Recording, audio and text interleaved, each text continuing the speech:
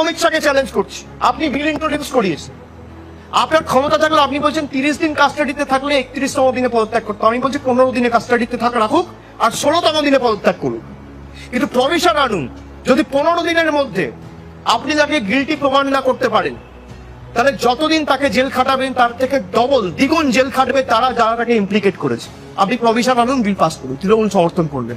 The government has to fix accountability. Where is accountability? The government of the day, NDA 3.0, the BJP government, its MPs, ministers and the top brass wants to enjoy power and control without accountability. It's a deadly combination. Power without accountability. Where is the accountability? 2016 সালে আপনি নোটবন্দির কথা বলেছিলেন, accountability কোথায়? 140 জন লাইনে দাঁড়িয়ে মারা গেছে, জবাব কে দেবে? আপনি জিএসটি করে বলেছিলেন ভারতবর্ষের অর্থনীতি আরো ভালো হবে, দেশটা রসাতলে নিয়ে গেছে, অ্যাকাউন্টেবিলিটি কার? আপনি বলেছিলেন সিএ করে আমরা নাগরিকত্ব দেবো, আপনারা সিএ এর জায়গায় এনআরসি করতে চেয়েছেন, নাগরিকত্ব দেওয়ার জায়গায় কাটতে চেয়েছেন। ইন্টেনশন রং। আপনাদের কোনোদিন ইন্টেনশন ঠিক ছিল না। আপনার ইন্টেনশন ঠিক থাকলে আপনি অ্যাকাউন্টেবিলিটি আন। কটা বিজেপির নেতা অ্যারেস্ট হয়েছে গত 10 বছর?